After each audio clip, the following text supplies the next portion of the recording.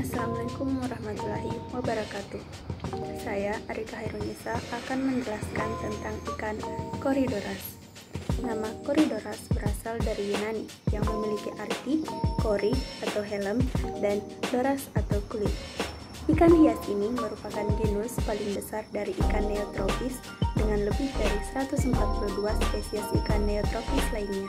Habitat ikan Corydoras adalah di sungai kecil atau rawa-rawa, di mana dia bisa hidup di pinggiran sungai yang dangkal dan sangat basah.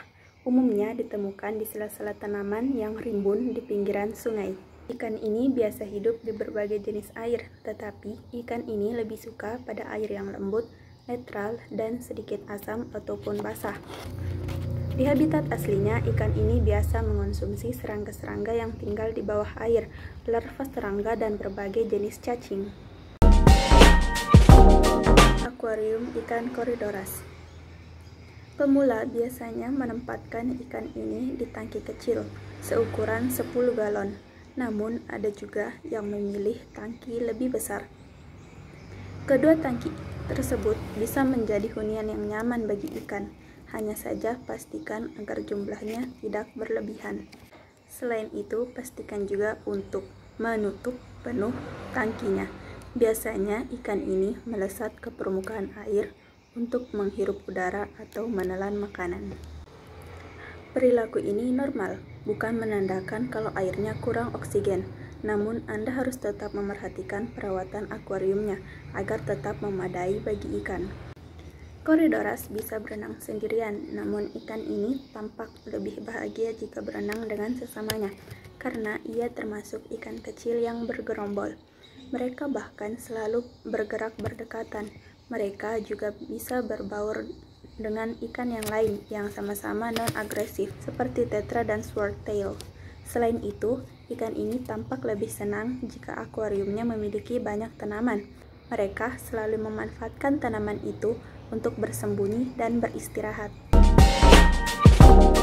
Selanjutnya, pemeliharaan induk. Ikan Corydoras mulai dapat dipijahkan minimal pada umur 8 bulan.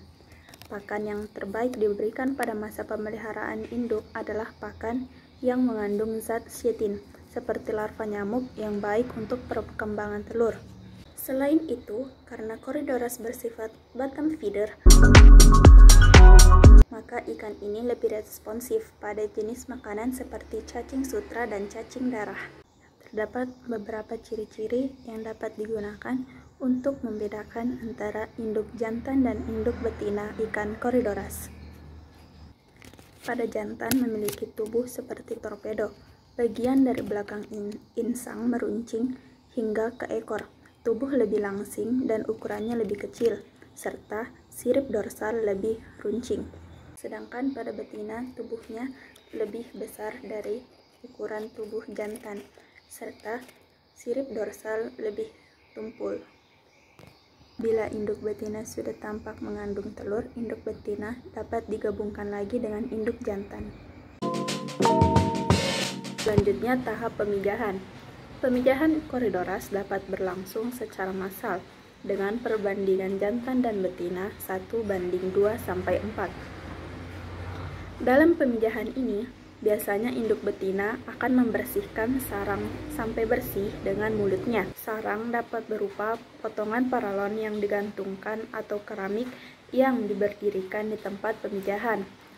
Walaupun ikan ini tergolong ikan dasar, namun telurnya ditempatkan di tengah kolam air. Induk betina akan mengisap sperma jantan dengan mulutnya. Dengan kantong yang dibentuk oleh pasangan sirip perut yang dibengkokkan, induk betina akan membawa dan melekatkan tempat atau sarang yang sudah dibersihkan sebelumnya oleh jantan dan akan dibuahi oleh sperma dari mulutnya.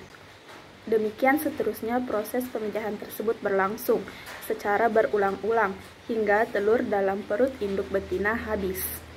Biasanya Corydoras akan bertelur atau memijah pada pagi hari sekitar pukul 6.30 sampai 7.30. Bila sudah selesai memijah, telurnya dapat diambil bersama dengan sarangnya untuk ditetaskan dalam wadah tersendiri. Di dalam wadah penetasan, aerasi untuk suplai oksigen sangat diperlukan. Telur tersebut akan menetas dalam waktu 3 hari atau 72 jam, dan larvanya dapat berenang setelah berumur 5-6 hari.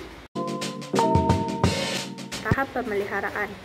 Pemeliharaan dilakukan pada wadah berupa fiberglass atau bak semen sampai ukuran small atau kecil, dengan padat penebaran 20-30 ekor per liter. Selama 1 bulan akan mencapai ukuran medium atau sedang, yaitu dengan padat penebaran 10-15 ekor per liter, dan siap untuk dipasarkan. Pakan larva ikan dapat berupa kutu yang diberikan selama beberapa hari, atau sekitar 2-3 hari. Setelah itu, larva sudah bisa diberi pakan cacing sutra. Sementara penggantian air dilakukan setelah larva berumur seminggu. Penggantian air ini dilakukan dengan cara menyifon setiap hari sebanyak setengah atau sepertiga volume air. Bila memungkinkan, ke dalam wadah dipasangkan filter khusus larva untuk menjaga kualitas air tetap baik. Setelah ikan berumur 2 minggu, kegiatan penjarangan dan seleksi ukuran dapat dilakukan. Pakannya berupa cacing sutra. Setelah dipelihara selama 2 bulan, biasanya ikan sudah mencapai ukuran 2-2,5 cm dan sudah siap dijual. Ini disebabkan ukuran terbesar untuk pasar ekspor adalah 2,5 cm. Ukuran yang lebih besar biasanya akan membawa risiko dalam pengangkutan. Ikan yang besar memiliki patil atau duri yang sangat keras di sirip kepala. Patil ini akan keluar jika ikan mengalami stres, sehingga dapat membocorkan kantong plastik saat pengangkutan. Pengelolaan kesehatan ikan. Beberapa jenis parasit yang sering menyerang ikan Corydoras ini adalah Trichodina sp, Epistylis, Glossatella sp, dan Chilodonella sp. Sedangkan bakteri yang menyerang biasanya merupakan infeksi sekunder yang terjadi akibat luka karena penanganan atau serangan parasit yang mengakibatkan terjadinya luka. Jenis bakteri yang ditemukan adalah Aeromonas hydrophila. Pengobatan yang dilakukan untuk penyakit parasit adalah menggunakan formalin garam. Sedangkan untuk penyakit bakterial menggunakan oksitetrasilin dengan cara perendaman. Sekian penjelasan saya tentang ikan Corydoras. Wassalamualaikum warahmatullahi wabarakatuh.